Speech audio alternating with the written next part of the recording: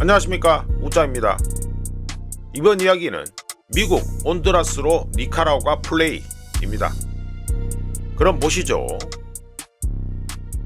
릭 스콧 미 공화당 상원 의원은 베네수엘라에 대한 개입이 라틴 아메리카 전역에 광범위한 정치적 변화를 촉발할 것이라고 주장하면서 이번 변화의 물결이 쿠바와 니카라구아까지 확산될 것이며 콜롬비아에서는 정권 교체가 이루어질 것이라고 했습니다. 관련해서 우짜는 2025년 12월에 올린 후안 에르난데스 사면과 피도 눈물도 없는 지정학 이야기를 했는데요. 21세기판 먼로 독트린 또는 돈노 독트린의 연속적인 적용으로 보이는 니카라구아 문제에 있어서 후안 오를란도 에르난데스 전 온두라스 대통령 사면이 가장 중요한 의미를 띠고 있다고 생각합니다.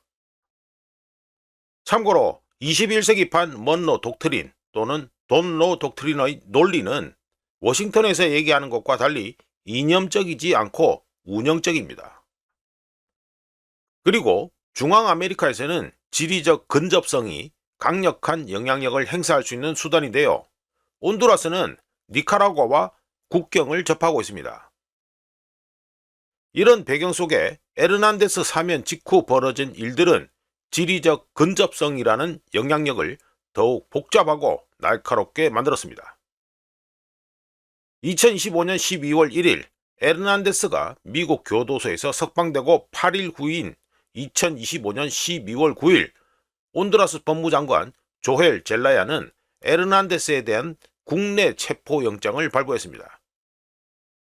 해당 영장에 적시된 혐의는 미국의 마약 사건과는 별개로 사기, 자금 세탁, 그리고 판도라 페이퍼스라는 이름으로 잘 알려진 판도라 부패 스캔들과 관련된 1200만 달러 이상의 국고 횡령 혐의가 핵심이었습니다.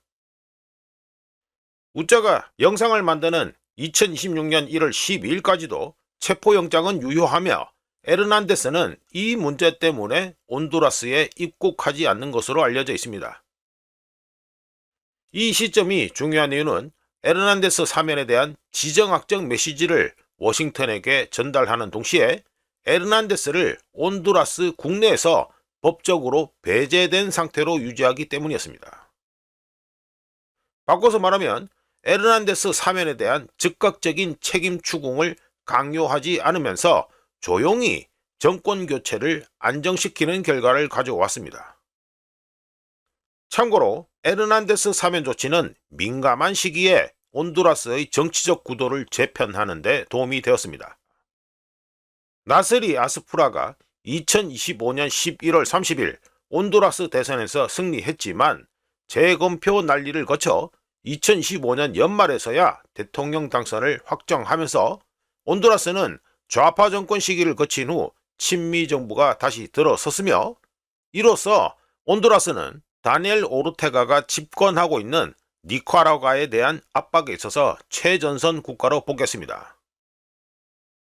온두라스의 친미 정부가 복귀함으로 인해 미국과의 정보 협력, 국경 단속, 이민 통제, 그리고 중앙아메리카 내 안티 좌파 세력에 대한 간접적인 지원은 더욱 수월해지게 되었습니다.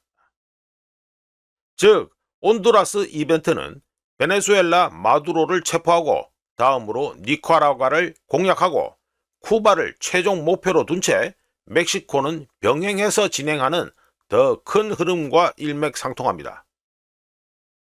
현재 누가 무엇을 통제하고 있는지 정확히 파악하는 것도 중요합니다. 아스프라는 아직 취임하지 않았으며 온두라스 대통령 취임식이 2026년 1월 27일에 열리기 때문에 아직까지는 좌파 성향 카스트로 정권이 사법 시스템을 장악하고 있으며 체포영장을 발부했습니다. 아스프라에게는 현 단계에서 공식적으로 개입할 권한이 없으며 체포영장을 취소하거나 집행하겠다는 공개적인 움직임도 보이지 않고 있는데요. 이런 모호함은 새로운 아스프라 정부가 에르난데스 전 대통령의 과거 문제에 거리를 두면서도 그의 사면으로 촉발된 정치적 재편을 활용할 수 있도록 해줍니다. 참고로 아스프라 정부가 시작되었음에도 불구하고 에르난데스 체포영장이 조용히 유지된다면 이는 정치적 보복이라기보다는 사법부 독립성 존중이나 반부패에 대한 신뢰도 제고로 해석될 수도 있습니다. 물론 추측에 불과하지만 말이죠. 한편 2025년 말부터 중앙아메리카에서 벌어지고 있는 모든 상황에는 피도 눈물도 없는 지정학답게 냉혹하고 거래적인 의도가 깔려 있습니다. 에르난데스 사면은 영내 엘리트들에게 법적 책임이 완전히 사라지지는 않더라도 전략적 차원에서 동맹관계를 유지하는 것이 여전히 안전하다는 신호를 보냅니다. 그리고 이런 신호는 제재만으로는 어떻게 할 수 없는 니카라과에 있어서 설명할 수 없을 정도로 강력한 효과를 발휘할 수 있어서 미국의 노골적인 강경 대응 없이도 오르테가 정권 내부에서 주저하고 이탈하고 재검토가 있도록 부추깁니다.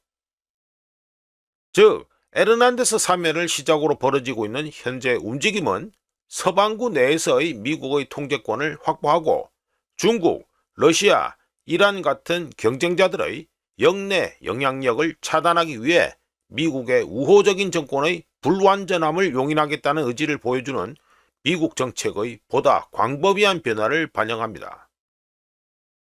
종합적으로 볼 때 일련의 조치들은 온두라스를 미국에게 골칫거리 존재에서 중앙아메리카 내 미국의 적들을 효과적으로 압박할 수 있는 거점으로 탈바꿈시킵니다.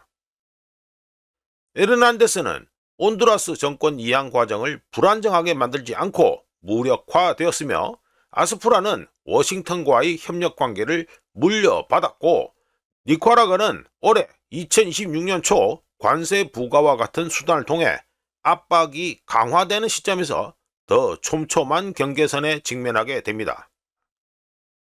미국의 노림수와 움직임에 대한 역풍 위험은 항상 존재하지만 구조적으로 볼 때 미국의 조치와 움직임은 일관성 부족이라기보다는 신중하게 판을 배치하는 것에 가깝다고 볼 수 있으며 현 단계는 체스판에서 다음 수를 두기 전에 말들을 제자리에 고정시키는 것과 같습니다.